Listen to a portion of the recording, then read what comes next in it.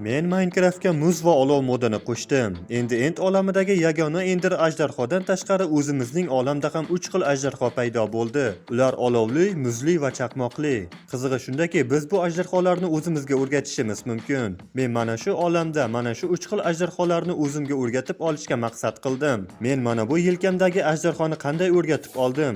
Yo'lda qanday qiyinchiliklarga uchradim? Buni bilishning birgina yo'li bor. Videoni oxirigacha ko'rish. Aytgancha, bu modning Java versiyasini Telegram kanalimdan topishingiz mumkin.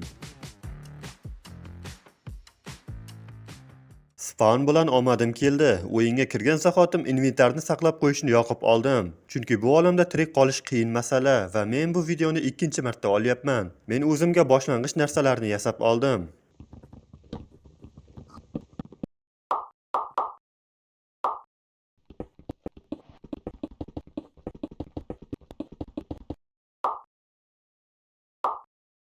Yonginamda qishloq bor edi. Bu qishloqda bir nechta non va zumradlardan boshqa foydali narsa topmadim. Lekin bu yerda menga kerakli somon yo'q edi.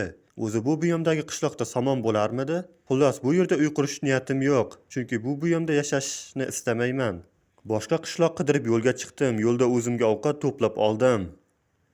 Bir qancha ko'mir ham. Shu bilan mening birinchi kunim tugadi. Ha, bu yerda ajdarholardan ham boshqa mistik mavjudotlar bor. Qishloq qidiruvi o'ylaganimdan ham ko'pga cho'zildi. Yo'lda narsalarimni pishirib olishga to'xtadim.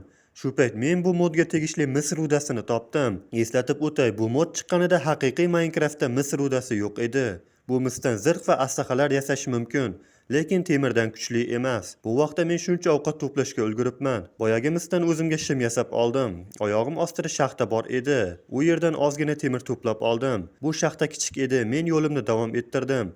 Yo'lda Meduza Gargonning chaylasini topdim, lekin u bilan jang qilish niyatim yo'q. Men cho'kkan kema topdim, aniqrog'i ko'milgan. Minecraftning birinchi qonunini buzib shaxtaga tushganimni bilaman, u yerda meni naq 3 ta creeper kutib oldi. Menda hattoki qalqon ham yo'q edi. Ko'milgan kemadan bir amallab sandiqni topdim, lekin uning ichida qiziqarli narsa yo'q edi. Aniq bilaman, bu yerda ikkinchi sandiq ham bor va men uni topdim. Uning ichida menga foydali birgina xazina xaritasi bor edi. Xazina unchalik ham uzoqda emas ekan. X ning ustiga borib oldim va artefaktdan o'rganilgan usulni qo'lladim. F3+G harflarini bosamiz va mana shu qismini 9 ga 9 qilib olib kelamiz va shunda pastimizga qarab qazisak bo'ldi. Artefaktga rahmat. Bu sandiqda temir qilich, temirni o'zi, oltin va zumradlar bor edi, lekin men kutgan olmoslar emas. Men yana qishloq qidiruvini boshladim. Qidiruv payti toshbaqalar bilan birga yana bir tunni o'tkazib yubordim. Men qayiqda suvda suzib ketayotgan edim. Shu payt suvda qanaqadir mavjudotga ko'zim tushdi va darhol quruqlikka chiqdim. O'ylabmanki, u menga quruqlikda zarar keltira olmaydi deb, lekin adashgan ekanman. U meni quruqlikda ham o'ldirdi. Yana spawnga qaytdim. Bu safar boya yurgan yerimdan mutlaqo qarama-qarshi tomonga yurdim. Rostini aytsam, 2 daqiqa o'tar o'tmas men o'zimga kerakli qishloqni topdim. Bu qishloqda oddiy Minecraftda yo'q bo'lgan uy bor edi. Uning ichiga kirganimda birinchi ko'zimga tushgan narsa qandaydir kitob bo'ldi. Bu kitobda kumush rudasi haqida ma'lumot berilgan ekan. Sandiqlarning birida ajdarhoning suyagi bor edi. Bu suyakdan qiziqarli narsalar yasash mumkin. Uyning tepa qismidagi sandiqda noodatiy qog'ozlar bor edi. Shu payt bu qog'ozlar nimaga kerakligini tushunib qoldim. Va boyagi kitobni oldimda uni shu uydagi kafedraga qo'ydim va kitobda yangi varaqlar paydo bo'ldi. Masalan, mana bu yerda chaqmoqli ajdarho haqida ma'lumot berildi va yana bir qancha bizga kelajakda kerak bo'ladigan ma'lumotlar. Bu kitobni saqlab qo'yish kerak. Temir evasiga qishloq qo'riqchisini o'ldirdim va bu qishloqdagi barcha samonlarni yig'ib chiqdim. Men uy qurishim kerak edi. Uyni mana shu tog'ni ichidan qurgim keldi. Ortiqcha narsalarimni sandiqqa solib qo'ydim-da, uy qurilish ishlarini boshladim. Atrofdagi bir qancha teshiklarni hisobga olmaganda menda hammasi yaxshi ketayotgan edi. Pastdan kelayotgan maxluqlarning ovozi borgan sari kuchayib ketayotgan edi. Men ularni o'ldirib, u yerni yoritib chiqmoqchi edim, lekin pastda men o'ylaganimdan ham katta g'or bor edi. Bu yerni yoritganim bilan ham bu maxluqlardan qutula olmasam kerak. Men uyni boshqa yerdan qurmoqchi bo'ldim, lekin talabga javob beradigan bunaqa tog'li joy yo'q edi. Men qanday uy qurishim mumkinligi haqida ko'p o'yladim. Oxir-oqibat yer ostidan qurishga qaror qildim.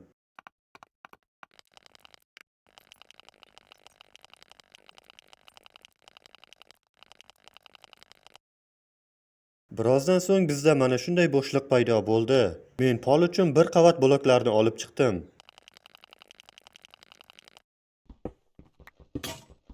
Tugatganimdan so'ng daraxt chopishga to'g'ri keldi. Devor qurish uchun singan toshlarni pechkaga solib qo'ydim. Men polni shaxmat doskasi uslubida ikki xil yog'ochni qo'yib chiqsa chiroyli bo'ladi deb o'yladim va men adashmagan edim. Bu rostdan ham chiroyli edi. Devor uchun yana bir qavat bloklarni olib chiqdim.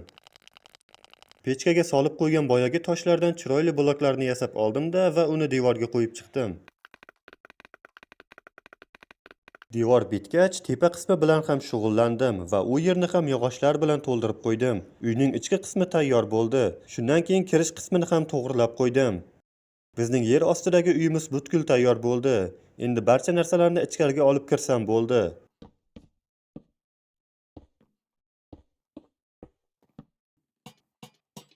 Endi uyimiz butkul tayyor bo'ldi desak ham bo'ladi. Menda resurslar yo'q. Shaxtaga tushib chiqishim kerak edi. Men o'zimga temir ketka yasab oldim. Boya uy qurmoqchi bo'lgan yerimizda g'orlar ko'p edi. O'sha yerga otlandim. Birinchi uchragan g'ordan bir qancha temir to'plab oldim. Suvni bunaqa turishini birinchi marta ko'rishim. Topgan temirimdan o'zimga zirhlar yasab oldim. Yo'limdan chiqqan hamma rudalarni olib ketdim.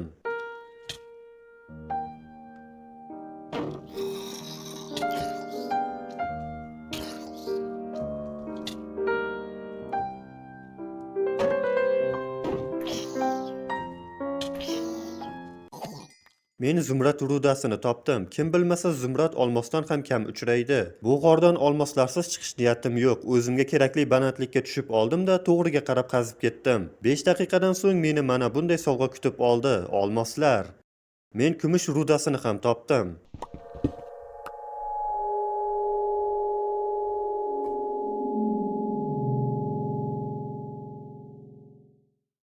Tan olish kerak, bu ovoz meni qo'rqitdi. Bu kumushdan aslaqa zirhlar yasash mumkin edi, lekin temirdan kuchli emas ekan. Men yana to'g'riga qarab qazib ketaverdim va yana bitta zumrad topdim. 2 daqiqadan so'ng meni yana olmoslar kutib oldi.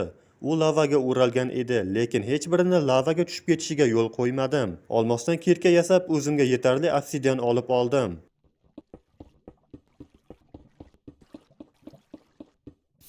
Men yana olmos topishni istadim, lekin bu safargi qidiruv cho'zilib ketdi. 6 ta olmos topganimdan so'ng kondan chiqishga qaror qildim. Chiqish mobaynida kattagina shaxta topdim. Bu yerga boshqa safar kelaman deb tepamga qazishda davom ettirdim.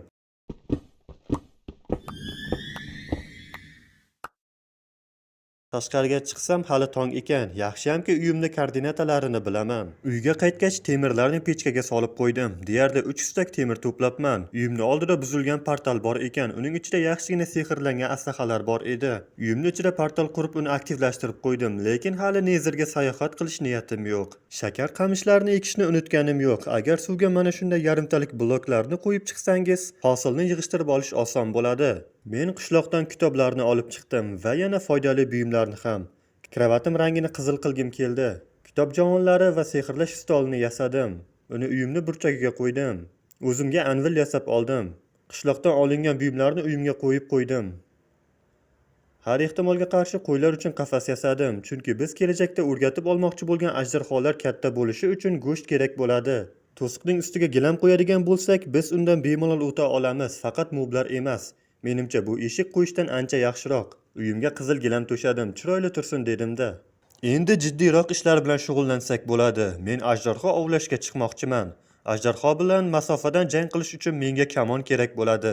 Oddiysi emas, sehrlangani. Menda ip yo'q edi, kech tushishini kutdim.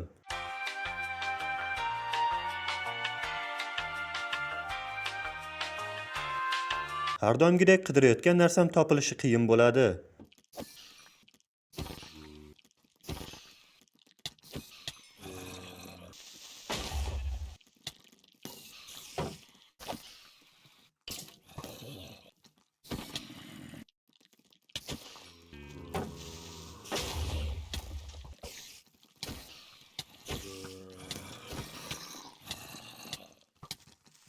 O'nta ip bizga yetib qolishi kerak. Nihoyat o'zimga kamon yasadim. Undan oldin sehrlash stolini maksimum kuchaytirishim kerak. 2 qator shakar qamishni olsak hech narsa qilmaydi. Menga kamon uchun kuch sehri kerak edi. atiga bitta daraja evasiga kuch 2 va mustahkamlik 1 sehrini oldim. Yana bir boshqa kamon yasadim. Uni kuch 2 sehriga sehrladim. Ikkala kamonni anvilda birlashtirdim. Menda qudratli kamon hosil bo'ldi. O'zimni ushlab tura olmadim-da, yana bitta kamon yasadim. Uni mustahkamlik 1 sehriga sehrladim. Endi kamonimda mustahkamlik 2 va kuch 3 sehrlari bor. Kirkamni ham sehrlamoqchi edim, lekin darajam tugadi. Bu vaqtda qo'ylarni ko'paytirishni unutganim yo'q. Shu payt uyimga mehmonlar tashrif buyurdi. Odatda mehmonlarni o'ldirib kutib olmayman, lekin o'zlari majbur qilishdi. Bayroqlisini o'ldiradigan bo'lsam nimalar bo'lishi ayon. Shuning uchun uni qayiqqa o'tirg'izib atrofini bloklar bilan o'rab qo'ydim. Kelajakda reyd uyushtirish niyatim bor. Ajdarho ovlashga chiqishdan oldin o'zimga olmos qilich yasab oldim. Menga o'qlar ham kerak. Kamonchi stolini yasadim. Qarshimdan chiqqan birinchi qishloqni kamonchiga aylantirdim. Mendagi bor zumradlar evasiga salkam 4 stak o'q sotib oldim. Qudratli kamonimni birinchi sigirda tekshirdim. Uni bir zarbada o'ldirdi. Qishloqning bir chetida tayyor qafas va ichida sigirlar bor edi. Men ularni ko'paytirib qo'ydim. Menimcha ajdarlar sigir go'shtini ham yeyishadi. Ovga chiqishdan oldin zirhlarimni yangilab oldim. Olmos qilichimni o'tkirlik 2 sehriga sehrladim. Bu vaqtda qishloqda qishloqlar yo'qligini sezib qoldim. Ayb o'zimda. Ularning xavfsizligi haqida o'ylashim kerak edi. Mana bu yerda ikkitasi tirik qolgan ekan. Ularni zombilar yemaydigan qilib o'rab qo'ydim. Qaytib kelgach bular bilan shug'ullanaman. Tunni o'tkazib yubordim-da, barcha narsalarni olganimga ishonch hosil qilib, ajdarho qidirib yo'lga chiqdim.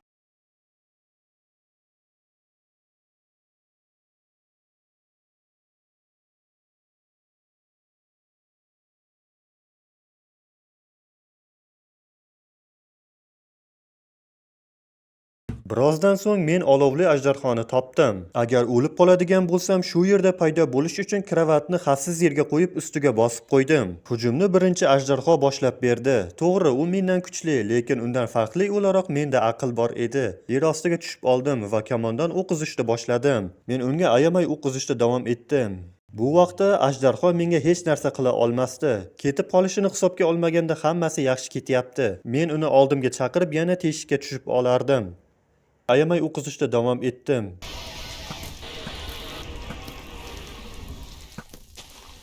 Yana ketib qoldi. Yana boyagi ishimni takrorlardim. Nihoyat uni yengdim. Ajdarho qotili. Mendagi kuchli kamon tufayli jang o'ylaganimdan qisqa davom etdi. Hattoki qilichimni ham ishlatganim yo'q. Ajdarhoni qoldiqlarini olishdan oldin tunni o'tkazib yubordim va inidagi sandiqlarni tekshirdim. Ularning ichida zumrad, olmos, oltin, temirlar bor edi. Afsuski, bu ajdarho bizga kerakli tuxumni bermaydi. Tuxumni qo'lga kiritish uchun yirik ajdarholarni ovlashimiz kerak. Bunday yirik ajdarholar faqat okeanning tubida va yer ostida bo'ladi. Yirik ajdarholarni yengish nisbatan qiyinroq. Biz bu kichik ajdarholarni suyagi, yuragi va terisini olishimiz mumkin. Ularning terisidan neziritdan ham kuchli bo'lgan zirhlar yasash mumkin. Xuddi shu teridan o'zimga zirh yasab oldim. Bu menga kamlik qiladi. Yana ajdarho ovlashni istadim. Boshqasini qidirib yo'lga chiqdim. Yo'lda bitta qishloq topdim. Somonni olmoqchi edim, lekin u yerda somon yo'q edi. Men parilarni uchratdim. Ularning yoniga bormaganim ma'qul, chunki ular inventarimizdagi tasodifiy narsani olib qo'yadi. Ajdarhoni inini qidirib ko'p yurdim, lekin ajdarhoning o'rniga gidrani uchratdim. Kravatimni qo'ydim-da, jang qilishni boshladim. Rostini aytsam, u kuchli ekan.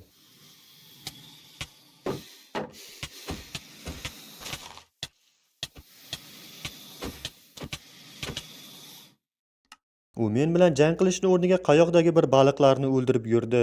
Unga o'qlar ta'sir qilmayotgandek edi. Men unga juda ko'p o'q uzdim. Sandiqda yaxshigina sehrlangan zanjirli zirhlar bor edi. Men gidraga o'q uzishni boshladim. Uning boshi ko'payib ketayotgandek edi. Unga o'qlar ta'sir qilmayotgandek edi. Men unga juda ko'p o'q uzdim. Menimcha uni yengish uchun qilichda birdan zarba berish kerak, lekin men bu ishni qila olmadim.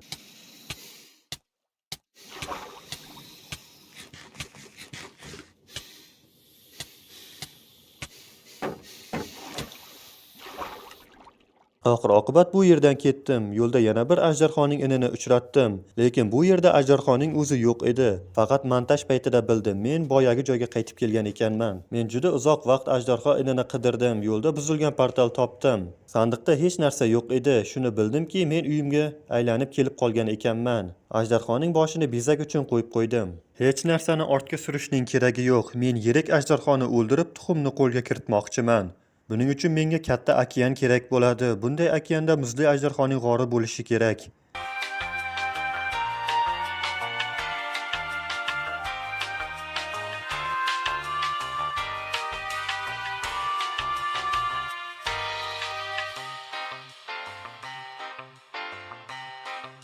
Attiga 10 daqiqa o'tgach men okean topdim va qidiruvni boshladim.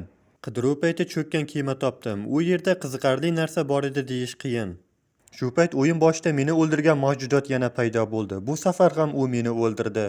Okean bo'lishi shart emas. Men ajdarho g'orini yer ostidan ham topishim mumkin.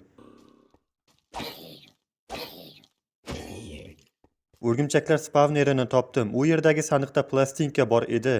Men bu g'orda yarim soat vaqtimni sarfladim. Natija bo'lmagach uyga qaytib keldim. Men bu ajdarho g'orini uchratish imkoni qancha deb sinov uchun bir olam yaratdim. U yerda kuzatuvchi rejimida ham ajdarho g'orini zo'rg'a topdim. Bu ajdarho g'ori juda ham kam uchrar ekan. Men YouTube'ga kirib bu g'orlarni qanday tez topish mumkinligi haqida video ko'rdim. U yerda menga eng yoqqan usul bu xarita modini yuklash bo'ldi. Sayohatga chiqishdan oldin boyagi plastinkani eshitib ko'rdim.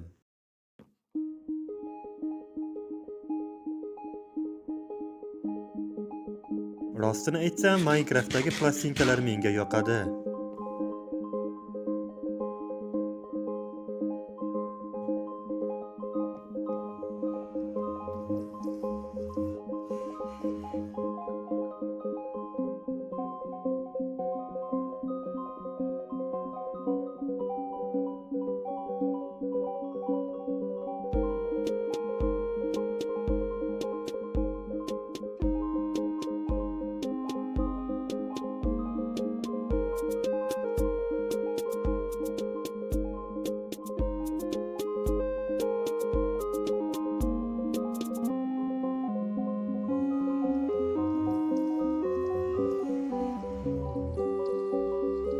Juda ham ajoyib musiqa. Menda ovqat tugadi, qo'ylarni o'ldirishga to'g'ri keldi. Men terili zirhimni himoya 2 sehriga sehrlab oldim. Tayyor bo'lgach yo'lga chiqdim. Bu xarita atrofni ko'rsatishi o'yinchining chankiga bog'liq deb o'ylagan edim. Lekin unday emas ekan. Yoki men ishlatishni bilmayapman. Muhimi bu yer ostini ham ko'rsatar edi. G'orni shu tariqa topishim mumkin edi. Lekin bu usulni ko'p sinab ko'rdim. Menimcha men rostdan ham buni ishlatishni bilmayapman. Xullas bu xaritani unchalik foydasi tegmadi. Men ajdarho g'orini topishni boshqa bir usulini sinab ko'rdim. Buning uchun bizga komposter va shag'al kerak bo'ladi. Komposterni chuqurga qo'yib olamiz va uning ichiga kirib olamiz. Agar ustimizga shag'alni tashlasak, biz yer ostini ko'rishimiz mumkin bo'ladi. Bu xuddiki X-ray chetiga o'xshar edi. Xaritadan ko'ra shunisi yaxshiroq dedim. Men bu usulni uzoqroqqa borib juda ko'p sinadim. Yana bir marta, yana bir marta, yana bir marta, yana bir marta, yana bir marta, yana bir marta va yana bir marta. Men bu ishni juda ham ko'p qildim. Xuddiki mavjud bo'lmagan narsani qidirayotgandek edim. Video uzun bo'lib ketmasligi uchun ekranni yozib olishni pauza qildim. Men nihoyat bu ajdarho g'orini topdim. Bunga meni juda ko'p vaqtim ketdi. Lekin savol, tayga buyomida muzli ajdarho nima qilyapti? Bu muhim emas. Har doimgidek kravatimni xavfsiz yerga qo'ydim va muzli yirik ajdarho g'ori tomon otlandim.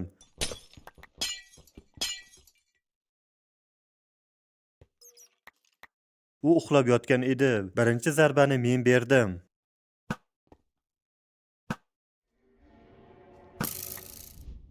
Bu safar ham kamonda yengishga harakat qildim.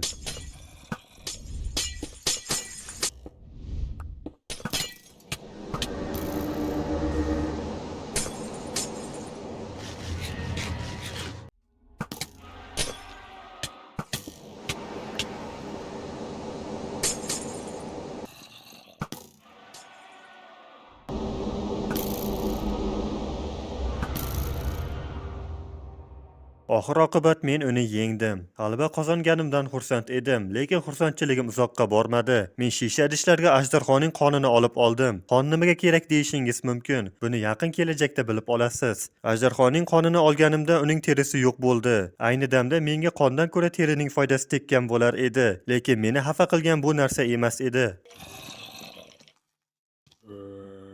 Atrofda hamma narsa bor edi, faqat tuxumdan tashqari. Nimaga menga tuxumni berishmadi? Buni sira ham bila olmadim. Atrofda moblar ko'p edi. Creeper portlatib yuborgan bo'lishligi mumkin. Bu payt meni juda ham jahlim chiqdi. Men bu joyni qidirib soatlab vaqtimni sarflagan edim. Ajdarhoning tuxumi bilan uyga qaytishim mumkin edi. Shu payt bu o'yinni o'ynagim kelmay qoldi va o'yindan chiqib ketdim.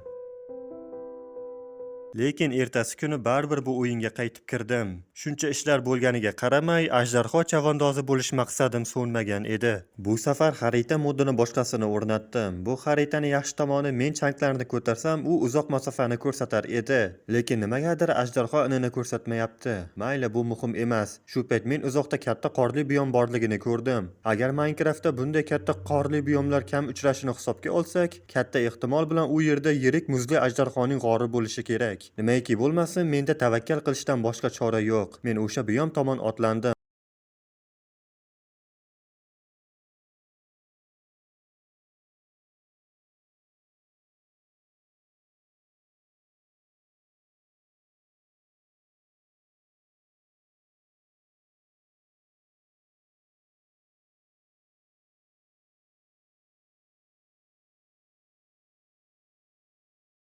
Qolganimda olovli ajdarhoni uchratdim. Har doimgidek kravatimni qo'yib qo'ydim va har doimgi usulda jang qilishda boshladim.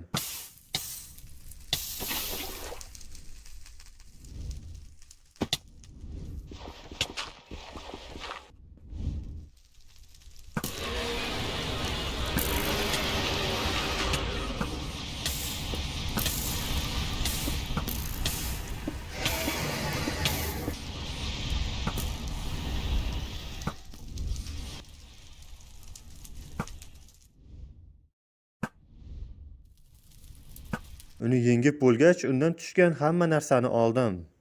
Terisidan bosh kiyim yasab oldim. Menimcha u yaxshi turibdi. Deyarli yonginamda yana bitta olovli ajdarho bor ekan. Imkoniyat bormi, men uni o'ldirishim kerak.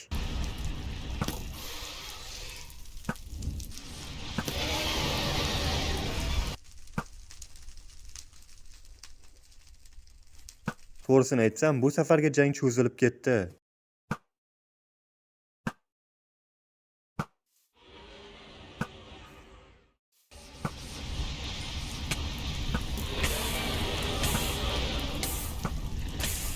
Hattoki kech ham tushdi. U meni tashlab iniga uxlashga ketdi. Lekin men uni baribir uyg'otdim.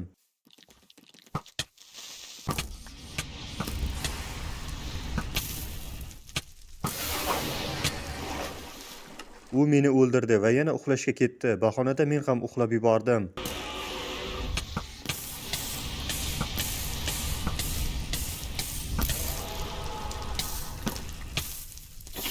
Oxir-oqibat men uni yengdim. Buning terisi ancha ko'p edi. Men ulardan shim va oyoq kiyim yasab oldim. Menda ajdarho terisidan to'liq zirh bo'ldi. Yonginamdagi qishloqda yaxshiyamki somon bor ekan. Chunki menda deyarli ovqat tugagan edi. Bu qorli biyom o'ylaganimdan ham katta bo'lib chiqdi. Demak, ajdarho g'orini topish ehtimolimiz yanada oshdi. Kech tushayotgan edi. Men boyagi yerda kravatimni tashlab kelibman. Yaxshiyamki qishloq unchalik ham uzoqda emas edi. Men ajdarho suyagini topdim va uni o'zim bilan olib oldim. Men boyagi usulni yana bir sinadim va uzoqda nimadir ko'rgandek bo'ldim. To'g'ri, bu yerda rostdan ham nimadir bor. Men qilayotgan usul baglar bilan ishlayotgan edi. Lekin pastdagi muzliklarni ko'rsa bo'layapti. Men boyagi qishloqqa kravat uchun borib kravat olib kelishni unutibman. Oldimda avonpost bor edi. U yerda menga kerakli jun ham.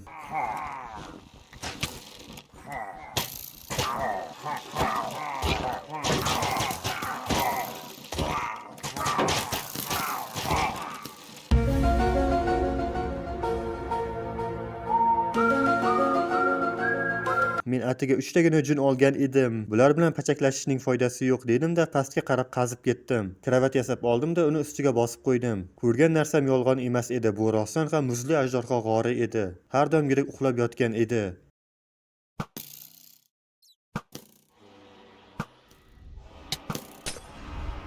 Buning ovozi boshqalarinikidan o'zgacha edi va ko'm-ko'k ko'zlari sezilarli yonib turibdi.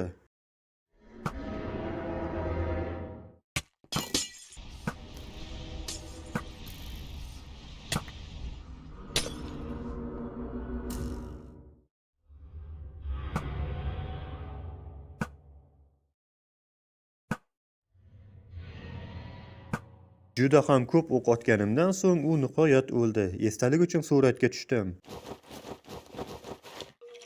Uzoq kutilgan tuxumni qo'lga kiritdim. Bu payt juda ham xursand edim. Buni qanday ta'riflashni ham bilmayman, lekin bir gap ayta olaman, oson bo'lmadi. Ajdarho inidagi sandiqlardan sapxir nomli ruda topdim. To'g'risini aytsam, bundan foydali nimadir yasash mumkin emas edi va uni tashlab yubordim. Bu safargi sayohatim ko'pga cho'zildi. Uyimdan ham anchagina olislab ketibman.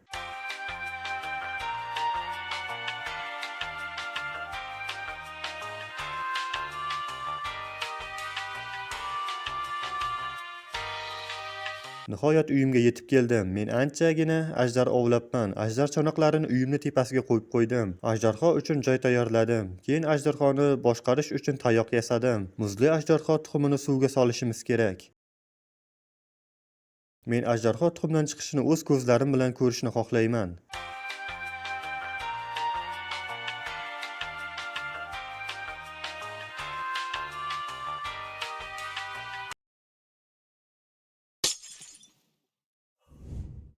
Tarixdagi eng g'alati tuxumdan chiqish bo'ldi, lekin bu muhim emas. Ajdarho tuxumdan chiqqanidanoq menga o'rgangan bo'lishi kerak edi. Buning sababi men boshqaruv tayog'ini ajdarho tuxumdan chiqishdan oldin yasaganim uchun bo'lgan. Bu modning qandaydir tushuntirib bo'lmas bagi. Xavotirga hojat yo'q, nima qilish kerakligini bilaman. Qo'limdagi tayoq yordamida uni o'zimga o'rgatsam bo'ladi. Lekin bu mittivoy oldimga kelishni xohlamayapti. Kech tushganida uni o'zi uxlash uchun pastga tushdi.